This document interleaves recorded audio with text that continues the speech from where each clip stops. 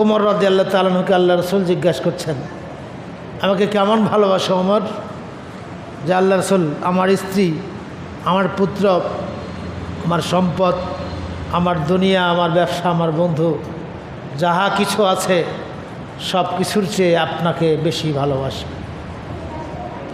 আল্লাহ নবী বললেন, ওমর, এখনো তোমার ঈমান পরিপূর্ণ হয় নাই। এই কেমন কথা? যেই মানুষটা নিজের বাড়ির চেয়ে, নিজের সন্তানের চেয়ে, নিজের মা বাবা, স্ত্রী, পুত্র, সন্তান, টাকা, তার ব্যাংকের টাকা, তার স্বর্ণ রূপ, তার যা কিছু সম্পদ রয়েছে, যেগুলো আগলে রাখবার জন্য জীবনের যত চেষ্টা, সব চেষ্টা পূর্ণ করেছে, সব কিছু রয়েছে আল্লাহ এবং তার রাসূলকে ওমর বেশি ভালোবাসে, তারপরেও তার ঈমান পূর্ণ হয় নাই। নিজে চিন্তা করে একটু পরে বুঝতে পারলেন যে আরেকটা প্রিয় জিনিস আছে।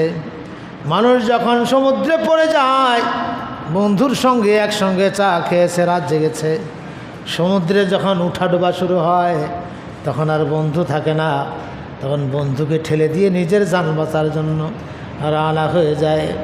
নিজের সন্তানকে বুকে জড়িয়ে ধরেছে, সন্তানের কারণে যদি নিজের শ্বাস নিতে কষ্ট হয় সন্তানকে ঠেলে ফেলে দেয়।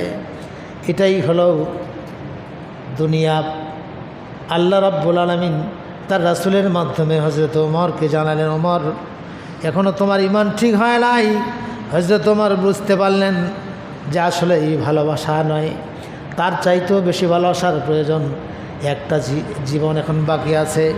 নিজের সন্তান সন্ততি সব কিছুর চেয়ে নবীকে ভালোবাসলে শুধু নয়, নিজের জীবনের চেয়েও 1000 গুণ বেশি ভালোবাসতে হবে। এটা বুঝতে পেরে ঘোষণা দিলেন আল্লাহর রাসূল, আমার স্ত্রী, পুত্র, সন্তান সন্ততি আমার জীবনের চেয়েও আপনাকে বেশি আমি ভালোবাসি।